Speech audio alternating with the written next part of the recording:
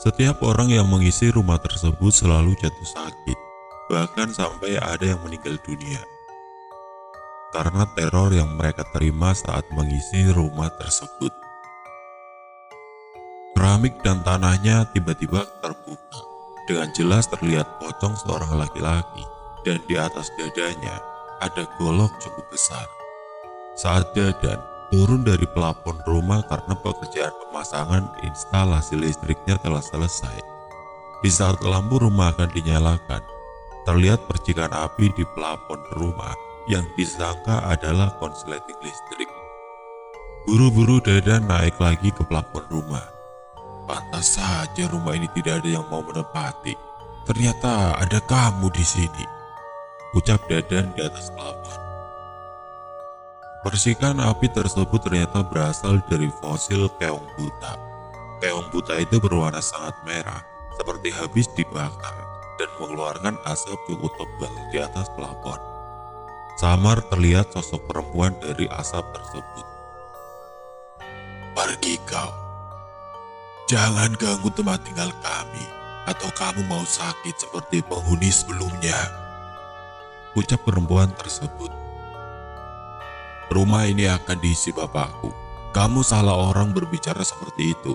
Kita lihat saja, kamu atau aku yang akan pergi. Bukannya tadi kamu lihat sendiri siapa penguasa rumah ini? Dia tuan kami di sini, ucap perempuan itu lagi. Gak takut, jawab Dadan sambil membawa keong buta tersebut turun ke bawah. Di saat Dadan mau turun dari plafon, keramik dan tanah di dalam rumah kembali terbuka. Sosok pocong yang saat pertama kali dilihat menutup mata, kini mata tersebut terbuka dan melotot ke arah Dadan di atas plafon rumah. Golok yang masih di sarungnya perlahan terbuka sendiri. Pak, kita akan perang, ucap Dadan di atas atap. Ini adalah cerita kakek, ayah, dan pamanku sebagai aktor kisah ini. 2015 di mana kisah ini terjadi. Pagi yang cerah, terbitnya sang surya selalu disambut dengan senyum manis oleh kakek. Hal yang selalu dilakukan setiap hari untuk menghirup udara jernih di pagi hari. Menyiram tanaman dan memberi makan ternak di belakang pekarangan rumah, kegiatan rutin setiap paginya sebelum ia pergi ke ladang. Assalamualaikum, ucap salam dari luar pagar halaman belakang rumah. Waalaikumsalam. Sini masuk ke dalam pintu, pagarnya tidak dikunci. Pria parubaya pun masuk ke dalam halaman. Tumben, pagi hari main ke sini. Kebetulan lewat. Saya dikabari kalau hari ini kolam ikan di Janghari mau dipanen sama penjaga baganya. Sekalian saya mampir dulu aja ke sini, jawab pria parubaya. Dan Aang Kiki, nama lengkap kakekku. Saat itu kakekku tinggal di Cabalagung, daerah Cianjur, dan tamu pria parubaya yang datang adalah sahabat dekat kakek. Semoga hasil ikannya memuaskannya, ucap kakek. Amin. Sebenarnya dari kemarin saya ingin main ke sini, Ang. Ada hal yang ingin saya utarakan, ucap Imam. Sebut saja namanya Iman. Ayo, kita ngobrol di dalam sambil ngopi. Tidak usah, saya buru-buru. Gini ya, 7 tahun ke belakang saya beli tanah di daerah Mandi. Terus saya bangun rumah di sana. Terus saya bangun rumah itu buat dijual lagi. Hitung-hitung investasi saja. Rumahnya bagus dan setelah jadi ada yang beli. Karena saya tawarkan untuk dijual. Tapi yang beli rumah balikin lagi uangnya. Dia hanya tinggal kurang dari 1 bulan. Katanya rumah itu banyak hal di luar nalar. Dan kakek tua yang menempati rumah itu meninggal di rumah sakit. Sudah tua saja, kita juga bakalan meninggal menyusulnya kelak. Tinggal nunggu waktunya saja, jelas kakek. Keluarga yang beli rumah minta balikin lagi uangnya dan memberi uang lebih karena tidak jadi membeli sebagai ucapan maaf. Saya balikin lagi saja uangnya, toh belum dipakai juga, daripada ribut. Jelas Iman. Sekarang rumahnya sudah terjual belum? Sekarang rumahnya terbengkalai, tapi bangunan rumah masih bagus. Saya berhenti jualin rumah itu karena lebih dari 10 pembeli minta dibalikin lagi uangnya. Pokoknya kurang dari 1 bulan pembeli nempatin rumah itu pada sakit dan banyak teror karena hal di luar nalar setiap harinya. Sekarang mau bagaimana? Tanya kakek. Kamu isi aja rumahnya. Sayang mubazir. Ya sudah, ntar saya main ke sana. Jika rumah itu sudah bisa ditempati, jual lagi saja. Ini kunci rumahnya. Sudah saya bawa.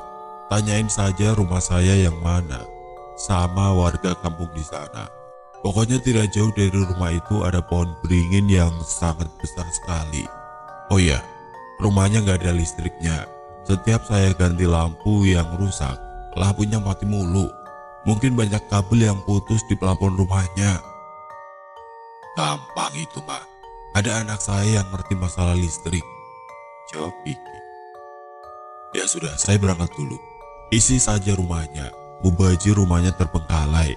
Assalamualaikum. Ucap Iman sambil pamit meninggalkan Kiki. Waalaikumsalam. Singkat cerita, Kiki tidak langsung mengunjungi rumah yang disuruh untuk menempatinya. Dia pergi ke ladang terlebih dahulu. Setelah zuhur, ia pulang lagi ke rumah.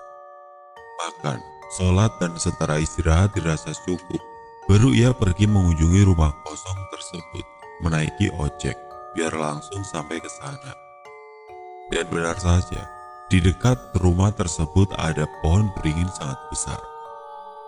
Bahkan akarnya pun bisa dipakai ayunan oleh anak kecil di kampung tersebut saat sore hari. Halaman rumah yang luas, bangunan rumah nampak bagus dari luar. Pantas saja banyak yang tertarik untuk membeli rumah tersebut. Sampurasun. Ucapan salam bahasa Sunda sebelum Kiki masuk ke dalam rumah setelah membuka kunci rumahnya. Rapes. Balasan salam sangat riuh dan bergema di dalam rumah. Pantas saja, pembeli rumah ini tidak ada yang betah. Ternyata rumah ini sarang hantu. Kiki bicara sendiri di dalam rumah sambil melihat-lihat isi rumah. Jangan cuma berani tertawa, tunjukin wujudmu. Yang sopan kalau ngomong sama orang tua. Ucap Kiki. Kenapa? Masalah buatmu. Perempuan berambut panjang keluar dari kamar mandi, memakai baju merah yang sudah sangat lusuh. Kelopak matanya tinggal sebelah, sebab kelopak mata satunya dipenuhi belatung. Ternyata kamu toh biang keroknya. Sosok perempuan menyeramkan tersebut malah tertawa kegirangan di depan pintu kamar mandi. Kucukur rambutmu baru tahu rasa. Ucap Kiki sambil menghampiri perempuan tersebut. Kiki melangkahkan kakinya ke sosok perempuan berbaju merah tersebut. Tatapan kosong dari mata perempuan seakan mau menakuti Kiki. Kurang dari setengah meter Kiki menghentikan langkahnya. Kini mereka berdua saling bertatap muka. Tiba-tiba perempuan itu membuka mulutnya sangat lebar. Bau busuk yang sangat menyengat hidung keluar dari aroma mulutnya sambil tertawa cekikikan. Emangnya saya akan takut, mulut bau bangkai juga.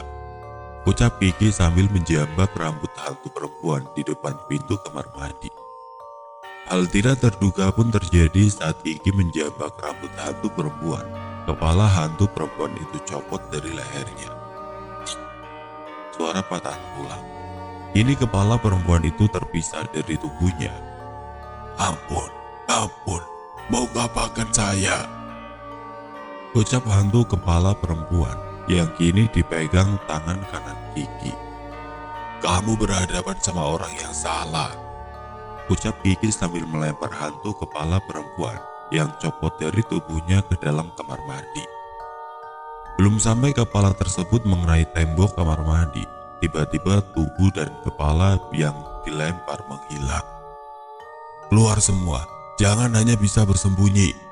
Saya hanya takut sama Tuhan, bukan sama setan seperti kalian, yang bisanya cuma mengganggu manusia lemah. Hebat, kakek tuanya itu mah harus dilawan sama Tuhan kita. Gak bakal kuat kalau kita yang melawan. Itu si Ichi juga kalah, kepalanya sampai buntung. Bisik riuh sosok tanpa wujud di dalam rumah. Keluar, jangan hanya ngomong doang. Bilang sama tuanmu, rumah ini besok akan saya tempati. Ucap Kiki lantang, tapi entah sama siapa ia bicara.